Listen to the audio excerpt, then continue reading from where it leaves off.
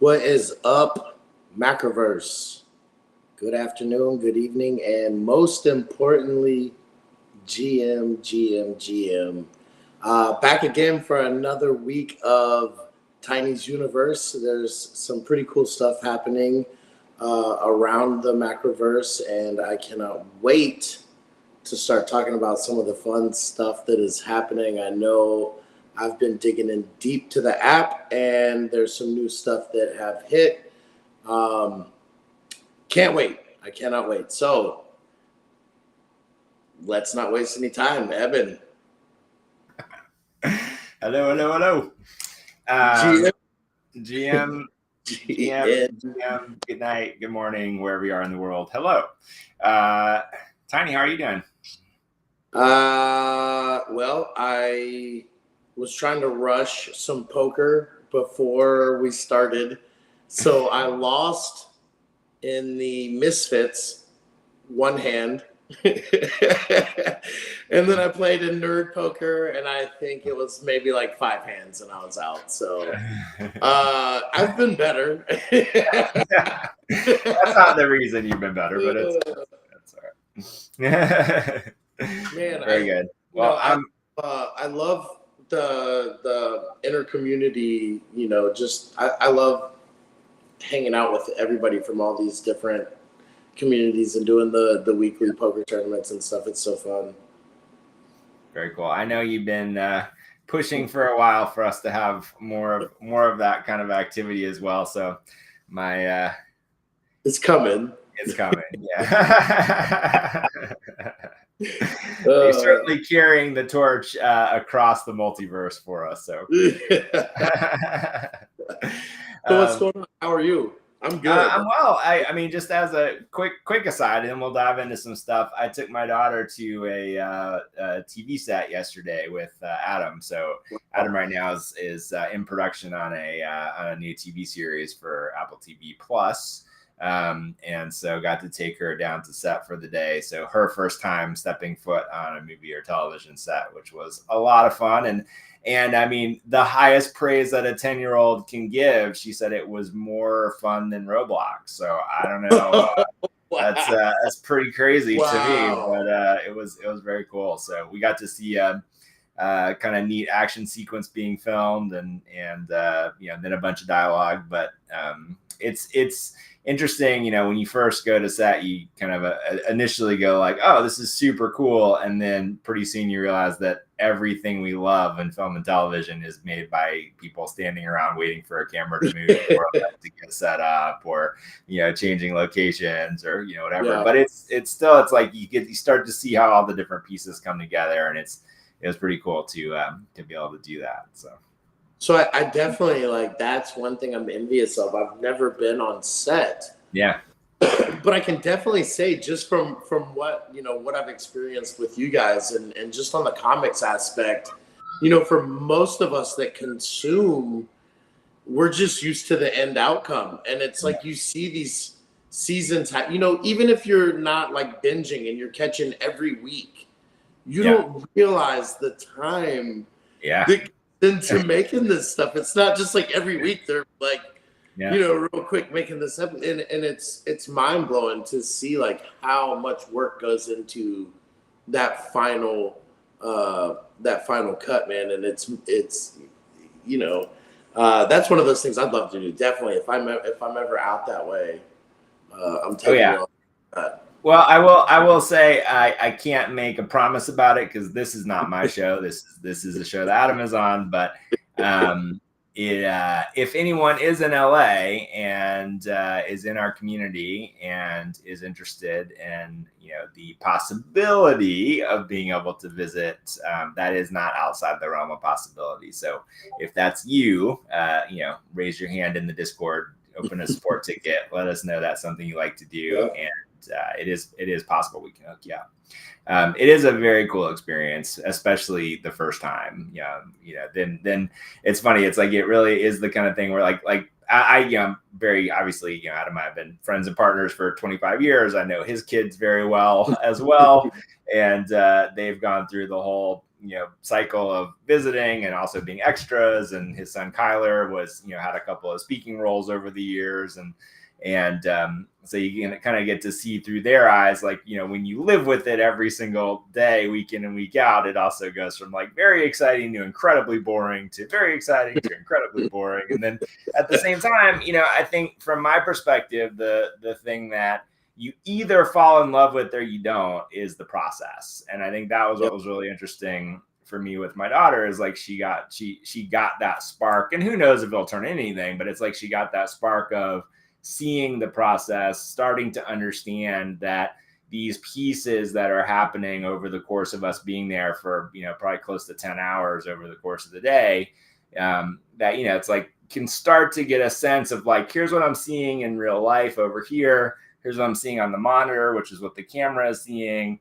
Oh, we need to swap a lens to get a slightly different angle or a different shot, or that's not working. Let's move this piece out and bring another piece in so that we can make sure that it works and delivers on the story and delivers on the emotion and the characters. And so whether you're doing that in real life or you're doing it on paper with comics and, drawing and those sorts of things, it's that kind of embracing of the process and the problem solving to get from point A to point B and ultimately to the final product, like you said. And then I think the beautiful thing about, falling in love with that process is that at a certain point, you either say the thing is done, or for whatever reason, you have to abandon it and it becomes done because you've got to move on to something else, or, you've run out of time, or, whatever those things are that creates, now it's finished. And that thing lives forever. And I think that's another aspect of, what's so exciting about making things in general, and then being able to put those things on chain where, now not only does it live forever because it exists, but it lives forever because you can provably verify that you created it, or that you own it, or, that you can, do something with it, that, those things become really powerful experiences and mechanisms to then be able to do other things. So I think that's a very cool additional element, as we kind of move all this forward. So anyway, yes, I didn't intend for that to be a perfect segue into what this conversation is, but it just worked out that way. So let's talk about on-chain comics and entertainment. My absolute favorite thing in probably my life at the moment. So, man, I gotta say, I don't know where you want to start, but like I said, before we jumped on live, I am extremely excited about the acid tests, and there's new content on the app. I think I was super excited because I think actually the Drip House drop beat the app. It did beat the app. Yeah. And so this is, I was I was going through the what is it called? Call Me Hollow. Call Me Hollow, yeah. So I was going through it, and I'm like, man, like I wanted tap. I wanted tap because I was in Drip House, and so I went to the app and I was like, well, this is weird. it's not on there, but you got me back on there this afternoon, and there was a bunch of new updates, and I was rather pleased. But wherever you want to go with it, that is the content that is on my. Well, let's talk about Acid Test, which is Dead Town. Let's talk about Call Me Hollow, and then kind of see where that leads us. So I'll start with Call Me Hollow because I am very excited. I'm excited about all of it, but cool. Call Me Hollow is there's a couple of things that are notable about this, and actually gives me a chance to kind of talk a little bit about what's going on with Drip House, not just with us, but for the platform, and a couple of changes in the way that you interact with the platform, which I think are important for people to kind of understand and recognize who want to participate in that ecosystem. So I'll share, I'll do a little screen share here. Is it going to let me bring it in? Interesting. I have it queued up on the sidebar over here, but hold on a second. let me see if I can. There we go. Oh, just a little delay there. I am experimenting with some camera settings tonight, which hopefully will help clear up some of my pixelatedness over the last number of streams, which I had noticed. It looks clear on screen to me, but if you go back and watch the videos, I am semi-anonymous because of the way that the camera feed is coming in. So I'm trying some new settings tonight. We'll see how that goes. But anyway, here is this the Macroverse page on Drip House. Very happy that we've now crossed 150,000 subscribers as well, which is very cool. But the latest drop, and we talked about this a little bit before, for the time being, starting here with this Diver Signature Edition drop, we've kind of been following this pattern of introduce some characters that are inside of the world that we're going to spend a little bit of time with, and then debut an episode to get people into that storyline, and then be able to continue that storyline out on the app or in Epic Editions or in some other way within our broader ecosystem. So we did that with Digital Pools, and then we did that with Aerosol, and then we did that with Friends and Fiends. There's an additional tie-in here where Remind, which was the first comic that we dropped on Drip House, is also actually in the world of Friends and Fiends. So there's a relationship between these Friends and Fiends characters, the Remind series, and Call Me Hallow.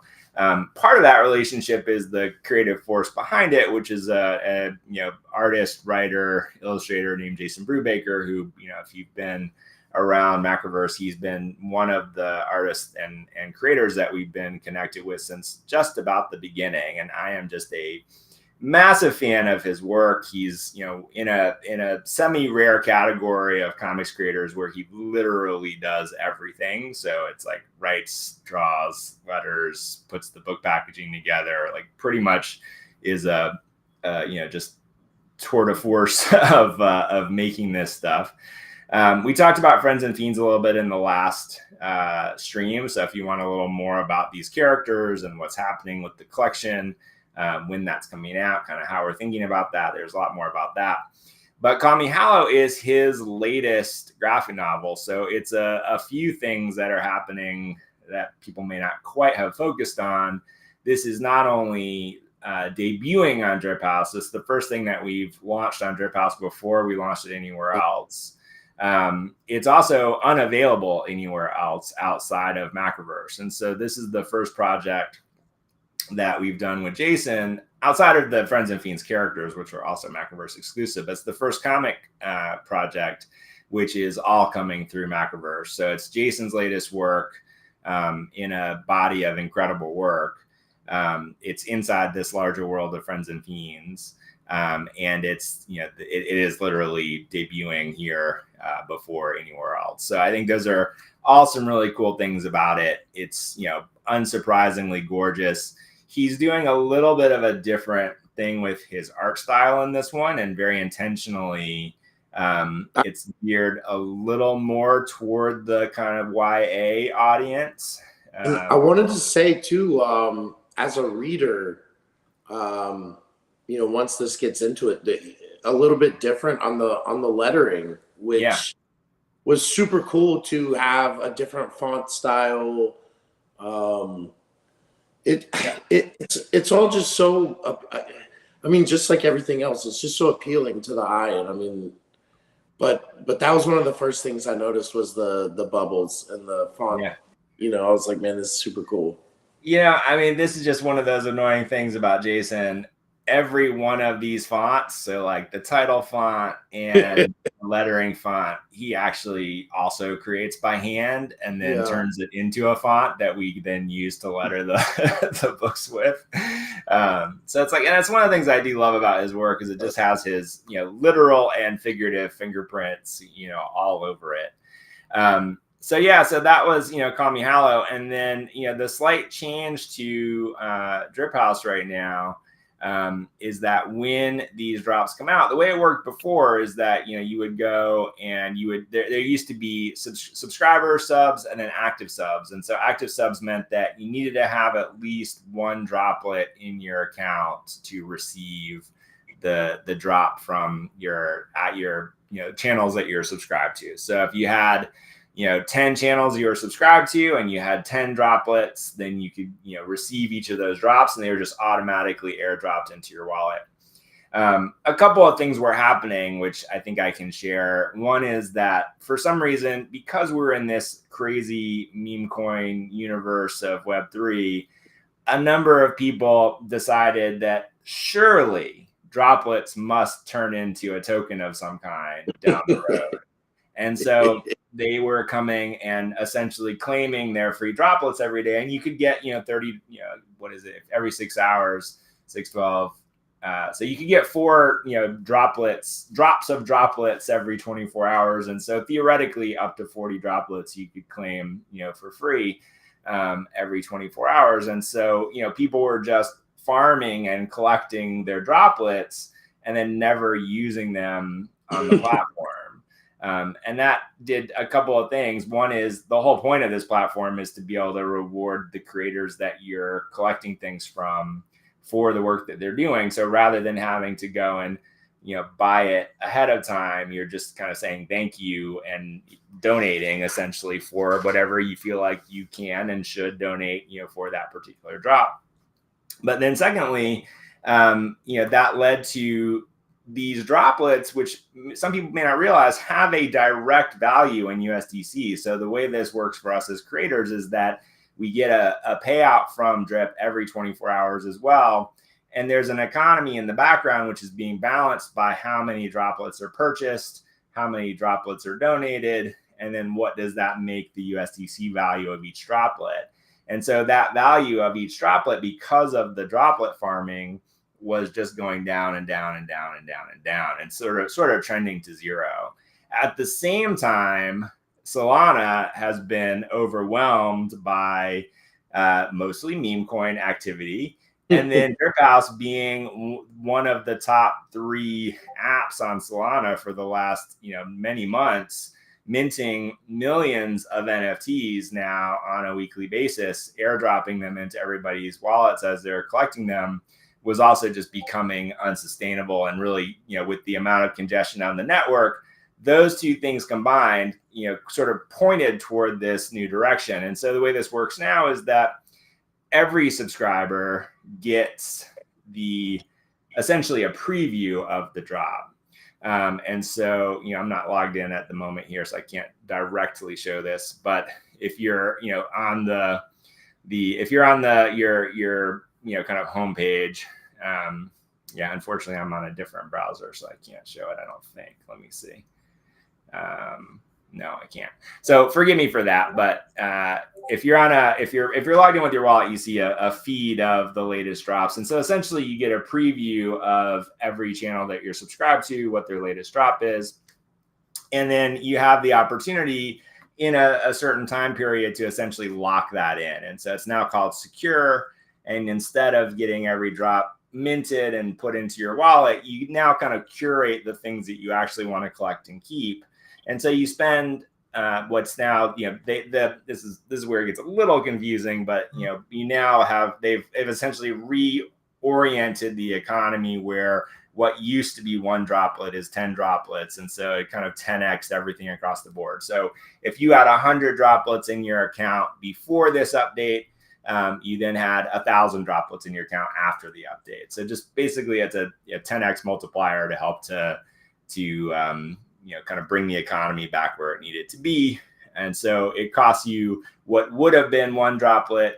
It says 10, but it's the exact same, just again with that 10x. So you now spend 10x or not 10x. You now spend 10 droplets to secure, which means mint, and then put into your wallet any particular collectible that you want to keep. And so what that means is if you're collecting on Drip House, you basically get to see everything, and then you get to decide which things do you want to spend those 10 droplets to actually mint and put in your wallet. So it handles both of those challenges simultaneously. It reorients the economy so that droplets are worth more to every individual creator.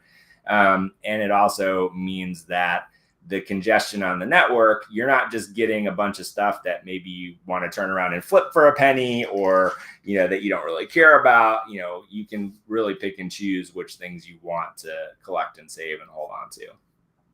I was going to say, so that when I first got on there and I was subscribed to, you get your recommendations, and I was obviously like subscribe. Yeah.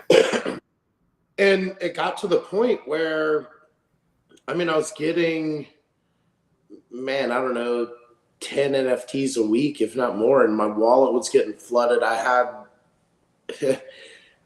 like within the first, I think, week or two, like 75 NFTs or something. And it's like, do you want to list them there? Do you want to let them sit there? And I didn't want to like unsubscribe from everybody, because I did like some of the stuff I was getting, not necessarily every drop. There's some that are phenomenal. There's some out there like, there's a ton of great stuff out there. I wait for it every week, and I'm like, oh, I can't wait to see. But and that's, I think, actually like really another cool feature that it kind of forced upon it, but it kind of lets you regulate what stays in your wallet, because I don't necessarily want all of those. Even like if I qualify for a rare or a legendary, one of the, like the weekly drops, they're not always that great.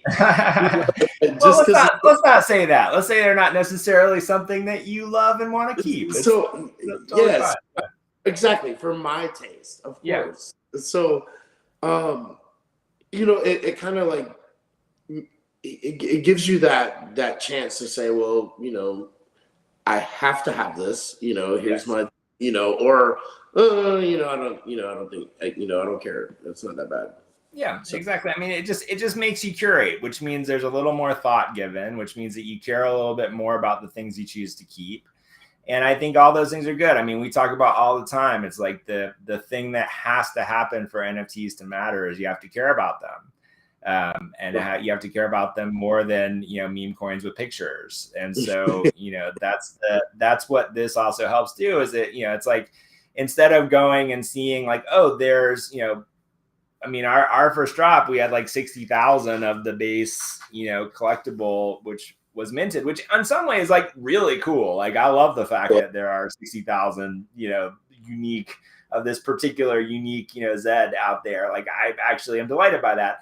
But I think what's also, what I also kind of love now is it's a little bit like thinking about, in a lot of ways, and this is where it's like, I got to give Drip House a lot of credit, because I think we are so on the same page with them around kind of the thinking around how this stuff should work, that makes it a very natural place for us to be playing right now as we continue to build out kind of some of our own takes on some of these same kind of general kind of broad stroke concepts. Is that, you now have a system where you get to expose a large number of people, hundreds of thousands of people, to the things that you're making. And those people will all see it. They'll all get to look at it. In the case of what we're putting out, everyone can go read these comics. Like, there's no gate saying like you have to have a subscription like you do on the app, or you have to have an Epic like you do, on our platform. And so those are all, I hope, very valid and valuable experiences as well. But this is a way of saying, like, when I first met, Vibu, one of the things, he is the CEO of Drip House, one of the things he said is like, it's a little bit like if you reimagine Instagram for Web3. And so, what I love about that analogy is it's like everyone can see it, everyone can experience it, but now we add this Web3 only, the thing that's only possible in Web3, we add this layer of being able to bring that thing that you really liked or resonated with on chain and collecting it. And because the economics of that are still so low, what is a thousand? What used to be 100 droplets is now 1,000 droplets. So 1,000 droplets cost $1. Yeah. So 1,000 droplets cost you $1, and now you can secure. What is that? If it's 10 droplets per secure, that's like 100 NFTs for that. For that, and so it's incredibly reasonable to go and support the people that you like what they're making, and then not be stuck with the things that are just going to sit in your wallet, or that you're trying to just turn around and dump on the market. So let me ask you this, because I've never tested it. Every Macroverse drop that's dripped into my wallet, I secured immediately. Yes. You can still view the whole episode before you secure that, correct? Yeah, So I absolutely. mean, like, technically, I mean, there's all those people can still read a full episode of a comic and decide whether or not that's something they want to keep. 100%. Yeah, I think that's one of the things that's cool about it. And even if it's just, I don't mean just like, less than, but even if it's, a piece of art or a song or, the different formats that Drip supports right now, it's like, it gives you a chance to hear it, see it, read it, whatever that is, and then go like, oh, that was cool. Thanks. And I think what's funny is like, as for myself as a user of Drip, I've seen this actually change my own behavior over the last couple of days as I've really been playing with, the new system. One is I went and bought 100,000 droplets, which is really fun to see that balance in your droplet account. And so, it makes it, and that's not even that expensive. It's like $90 to buy 100,000 droplets. You get a little discount on it as well. But it does make you feel like you're like, make it rain. Yeah, you're like, so like, like, oh, 1,000 droplets to this creator that I like, and 10,000 droplets to this creator that I love. Yeah. And like, so that feels really good to be able to like get on those leaderboards and throw some droplets around. Makes it feel really easy to secure the stuff that I really like. And what I noticed for myself is that, just like you said, it's like the curation model kind of kicks in, and now I'm really looking at leaderboards going like, oh, like this creator who I really love, like I'd rather spend 1,000 droplets to get on the leaderboard and get a legendary in the next drop than just automatically getting everything that I don't necessarily care as much about. So I think that perspective shift really does help you not only curate your feed or your collection, but also to kind of hone in on the creators and the people that are making the stuff that you really want to support. And you can kind of direct the support that you have to give to those specific places. And so I think there's a lot of benefits to all of that, which is a very long way of getting around to saying, let's give Macroverse some more droplets. Yes. So we do have that's where probably 97% of mine go. I think there's like, I don't know, 2 or 3 other creators that like I want to at least try to get onto their rare here, because I mean, man, there's some really good artwork out there. Some really good stuff, especially for what, like a few pennies. Yeah, I mean, like, look, I think it's fascinating looking at, like, I've said it a bunch of times, but I do think like they've cracked something here about like consumer behavior where it manages to walk this fine line between social media and collecting and, kind of scratching the speculative itch that, we have kind of in Web3 in some areas. And so being able to kind of tightrope walk between those 3 areas, I think is working, quite well. And then, one of the other things that Vibhu said in a recent space, which is a version of something that, if you've heard me talking about this stuff for the last couple of years, it's like you need to be thinking about collectibles in years and decades, not in minutes and weeks. And so, what this also does is it changes the economic, quote unquote risk in such a way where it's like, you can grab the stuff that you like, you can speculate on the stuff that you think might increase in value. You're not breaking the bank to do it in any capacity. And then you just forget that you have it. And it's those, Marvel cards or Pokemon cards or, whatever that got stuck in the attic. And then you come back to every once in a while and look at them and go like, oh, those are cool. And I have all these fond memories. And then 10 years later, you wake up and, you're sending your kids to college because you got those cards, that's how this stuff is kind of supposed to work. In my mind.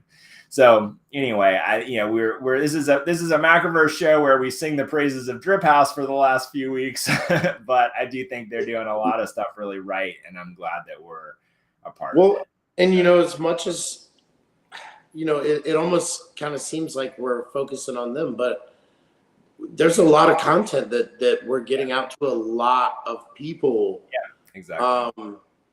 And I feel like this is something that we've wanted to do, is kind of give away free or inexpensive content to collectors, and just to get their hands on it for a long time. And it's been hard in the Ethereum, ethos and in that world. And this has just solved so many problems, and it's super cool to be able to do that. So I mean, like, the amount of content going out, I mean, like, it's definitely still it's still a Macroverse focus, and I can't wait to get DMC and coming very soon. I know even further down the line, it's not gonna stop. I already know. I mean, it's not gonna stop. It's just gonna get bigger. Yeah. Well, I timed.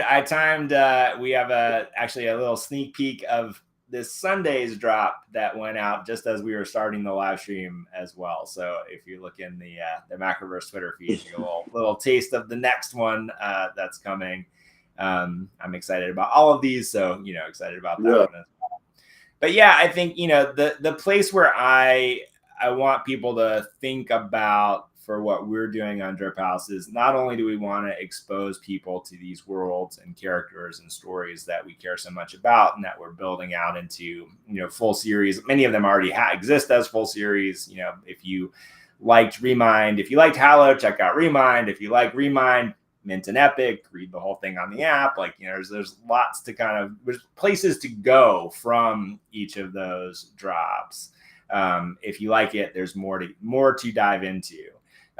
But the other thing that you're going to see with Call Me Hallow possibly being the first of these is this will tie into what we're doing on the mixed print side of things. This will tie into, how we're going to start doing the combination of digital and physical when it comes to comics and graphic novels and things like that. So there is, to some degree, hinted at, not fully explicitly spoken, additional utility that will come from, what we're doing on Drip House as well. So I do want people to just be aware that you shouldn't get it because of that. I don't want you to start going like, oh, you promised us X, Y, and Z, because what I'm explicitly promising you is great stuff that we're putting out that you can see right now. But the way we think and the way we always, act with this stuff is like, every seed we can plant is something that we can do something with over time. I'll say, as a collector, I mean, obviously, like, I'm on here, so I'm a little biased. But as a collector and as a pretty strong Macroverse collector, I don't think that there's been a collection that I've held that hasn't been utilized in some way so far. And there's probably a lot of people out there that'll argue that, but I mean, there's been something from each collection pretty much, utilized in every way. And, it's the same thing. I feel like that's going to go with Drip House. That's going to go with Discord. It's just overall just getting involved in general and just being part of it. It all ties in, and I don't know how you guys do it, but it's like, everything does eventually tie in together. I can definitely vouch for that. It does. And actually that creates a perfect segue to talk about two things that are coming up. So, one is we are getting ready to restart, or not restart, but kind of really dive into the next round of what we're now calling Maker's Room sessions.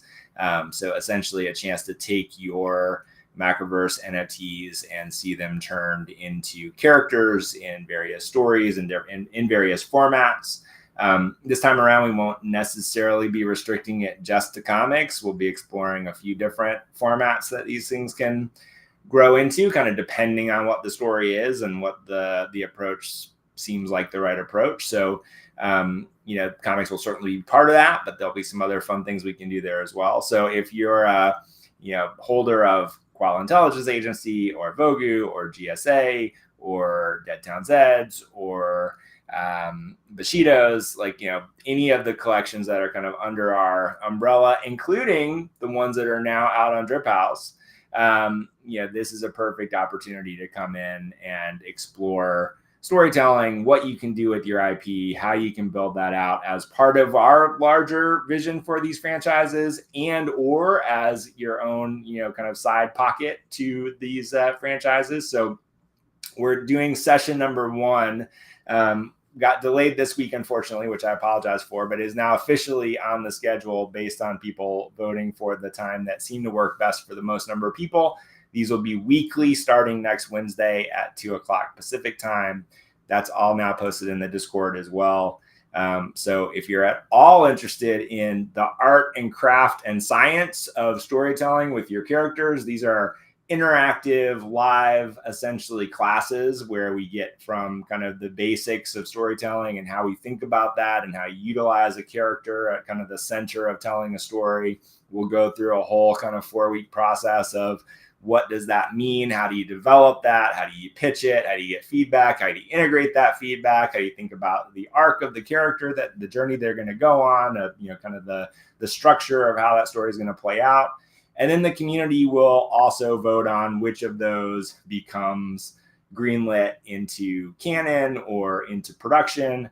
And then we'll go through that process together of them actually getting produced and out in the world. And there's a revenue share component of that and, all of that good stuff. So the first batch that we started longer ago than I wish I had to admit, is coming to completion now. And so it is, one of those things where, I wish it had gone faster, but it's also very exciting to see this stuff happen. And the one thing I am proud of, which, well, it's not the only thing, but one thing I am proud of is that I think everything we've said that we were going to do has taken a little longer than we hoped that it would take, but we've done everything that we said we were going to do. And this is one of those things that I am very happy to have people start to see. And so to preview that, I'm going to bring, it's really giving me a hard time with the screen sharing again, but I'm going to bring this in here. So this is the Macroverse mobile app. You can see, the first episode of Call Me Hollow is up here on the app as well. So if you want to experience it on mobile, on your phone, in its, kind of perfectly buttery, smooth tap story version, it's totally worth it. Well. Do it.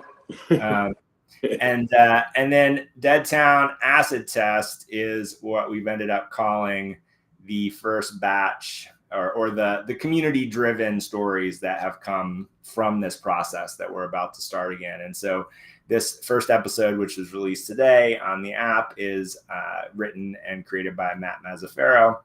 And I'm just going to quickly tap through it to give you a preview of it. But, if you're not familiar with our tap story format, it's every time you tap the screen, we move through the story. And something unique about Dead Town is that, we really think about and encourage people to think about color as an aspect of the storytelling. And so in this case, using a stylized kind of color version for flashbacks and black and white, for kind of the present. And so you're kind of moving back and forth between these two times in this character's life as he's contemplating what's happened. And as we, the audience, might make some assumptions about what's happened, which isn't pretty. I love it. And then, just a minor thing, but it makes me really happy to be able to have this and then also kind of show off the fact that this came from an NFT, from a character that Matt owns and from a character that he now owns within this world. And so there's something about that which just tickles the part of me that wishes I had that kind of opportunity, earlier in my career. And it just delights me to no end to be able to build something that supports that happening.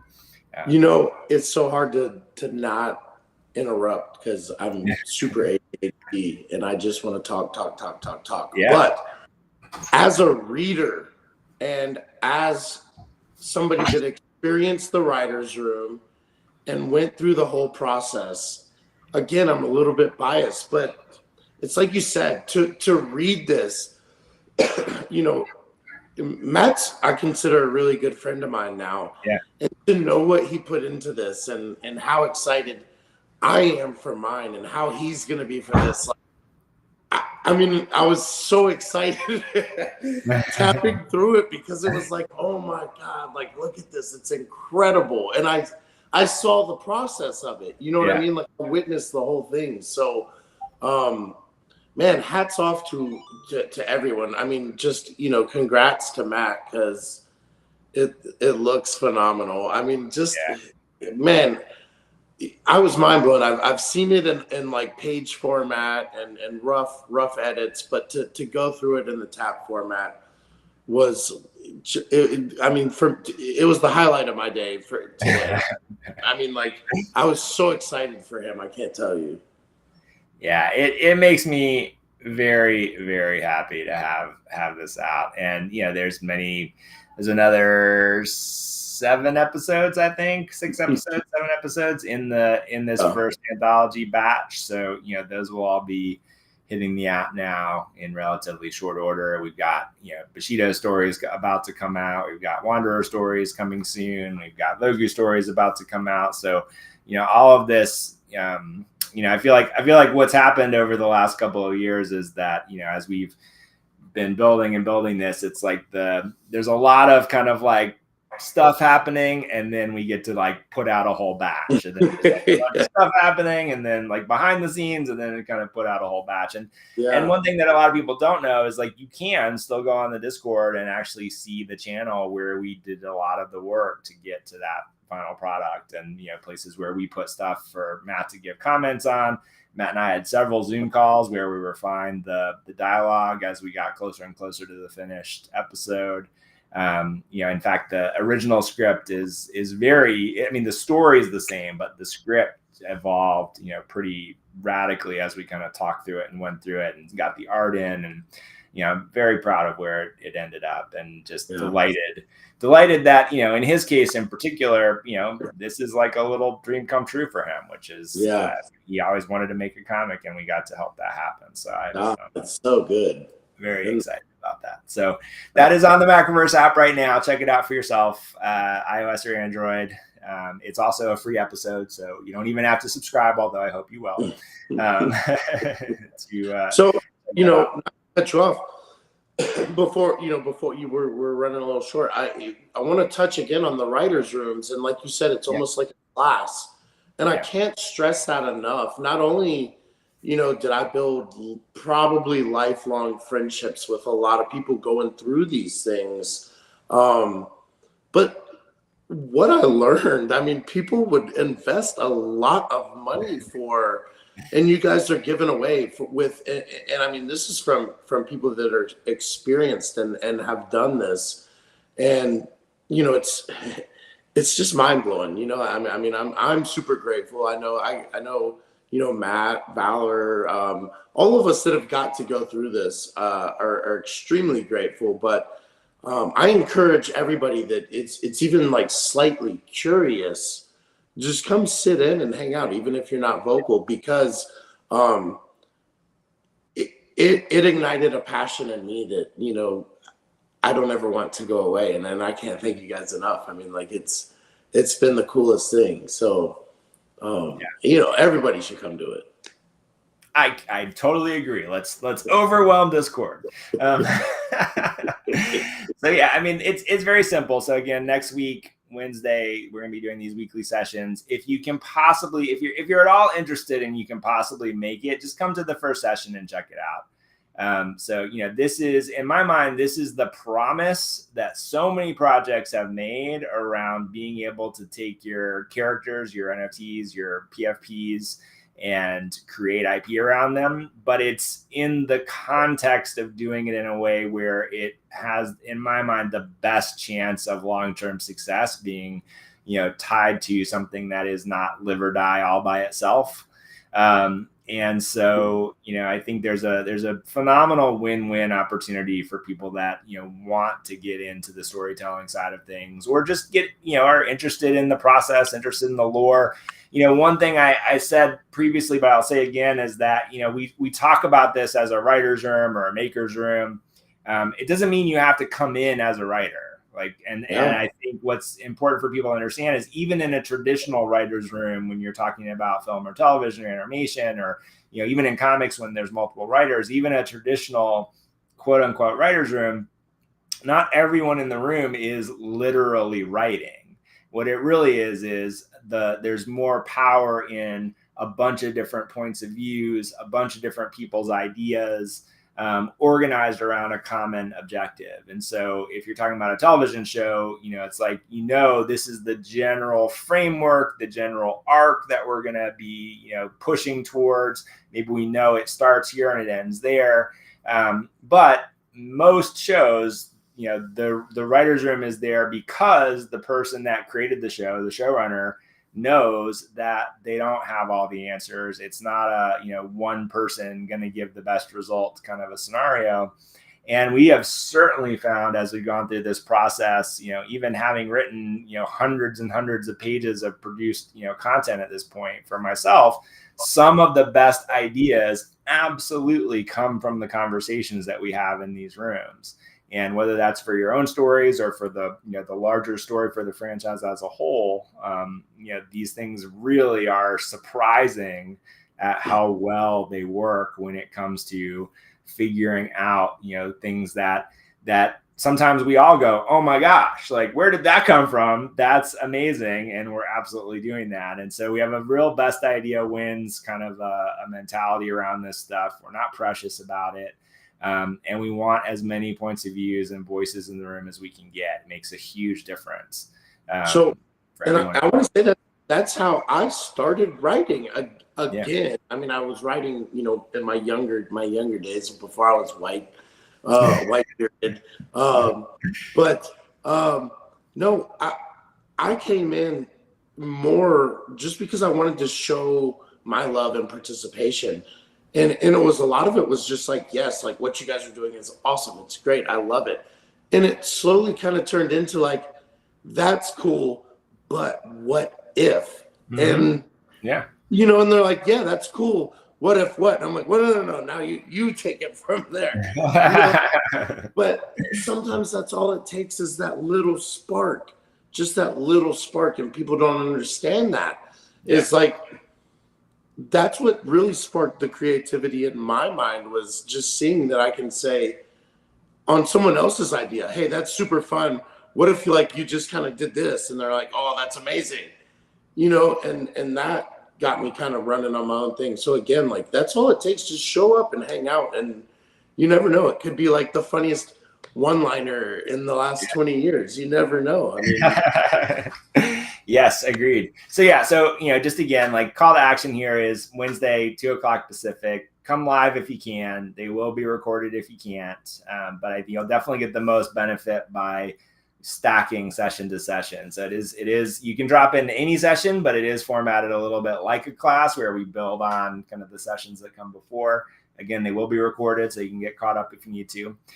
When we did this the first time around, we did it with POAPs, and that was a lot of fun, I think. But there are some new tools and ways to let people collect things as sort of keepsakes or recognition of participation. And so we're going to do that. I haven't decided yet, either on Base or Solana instead of as POAPs, so that we'll have a little more ability to do things with those things over time. But there will be some fun collectibles from each session that we'll also put out. So if you participate, you'll be able to collect those. And if you if you get greenlit or if you submit a story, we'll have some fun ways of kind of recognizing people for doing that along the way. And then we'll make it into something that is low pressure but high opportunity. I think that's the way that we want to kind of bring it all the way around. So what more could you ask for? So yes, so come Wednesday if you can. Again, pop into the Discord regardless, and just come see if it's for you. And some of you already know it is, and if you know it is, then 100% make sure you're there. What's the Discord? Discord. Oh, thank you, sir. The Discord for all things that we are up to, which is hopefully not becoming too overwhelming, is discord.gg/Macroverse. So easy to remember. I say this every week, and it is slowly but surely happening. We're kind of slowly reorganizing some channels and some areas that we do these activities to make it a little easier to find your way and to focus on specific things and specific places. That's going to continue over the course of these sessions. I think some of what we'll find over the first few weeks is some of how that organization probably makes the most sense. And, we'll ask questions like that as well for anyone that wants to, chime in on those sorts of things too. But the Discord is where it's all happening. And then back to Drip House for just a second. Our next drop is coming on Sunday. It's all put together at this point and very excited about it. This is another batch of really cool characters, and it will lead into, following our pattern here, will lead into another awesome episode the following week. So we've got a couple of awesome ultimates this week, which I'm also very excited about. I would say in my opinion, definitely worth climbing the leaderboard for this one. And with the new mechanic, the other thing which we talked around but didn't really touch on is that you get access to everything, but they do expire after a period of time. So I think the base level is a 7-day period, and then they get a little bit longer at each kind of additional tier. So I think the ultimates potentially never expire, but I think it goes like a week, and I could be wrong about these exact time frames, but I think it's a week for the basic, and then maybe it's like 10 days or 12 days for the rares, then maybe 2 or 3 weeks for the legendaries. And then, so there is a time frame that you have to decide, is this something I want or is it something I don't want? When that expires, we're left with whatever supply has been minted. And so right now, with the Hallow drop, for example, I think this is pretty cool. 75,000 people have access to that drop right now, through their subscription to the Macroverse channel that received it this last drop. When this next one comes out, it'll be our total subscriber count. So 150,000, plus people will get access to the next drop. But you then have to say, I want this, put it in my wallet. And so if you look at the claimed, the secured supply right now, it's getting close to 3,000 for Call Me Hallow. And so I think what's kind of neat about that is everyone can get it, but at a certain point, as early as this next week for that base tier, it'll be whatever the supply is. Yeah. And that's a mechanic I really like. So it's not dissimilar really to what we're doing with Zeds. It's really cool for secondary.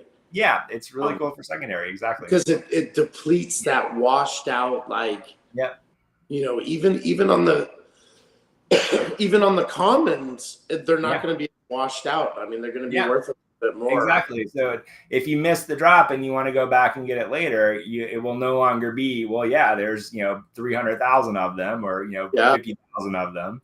Now there's going to be a couple thousand, which even if it ends up being, and I hope it does, ends up being 10 or 20,000, it's still a massive reduction. Still post it for sale. That's the thing. For sale. Yeah.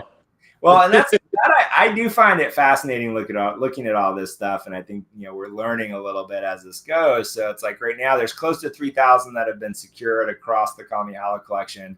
There's something like 7 listed for sale. Yeah. And the cheapest one right now is about $5. And that's a dramatic difference from the last few weeks where, the commons, because the supply was so abundant, you could go pick one up on secondary, usually for a penny or two. Yeah. And so, that change in supply and demand dynamics is pretty interesting. And I think, I think it's cool. And it's I said on a previous stream, it starts to align more closely with kind of real world evaluations around this stuff. And especially as we're looking at comics and things like that, comics, cards, kind of traditional world of collectibles, going to the comic store and buying a comic for $3 and then, people like it and it's worth, $5 a week later. It's not worth 10,000. That's kind of the parallel.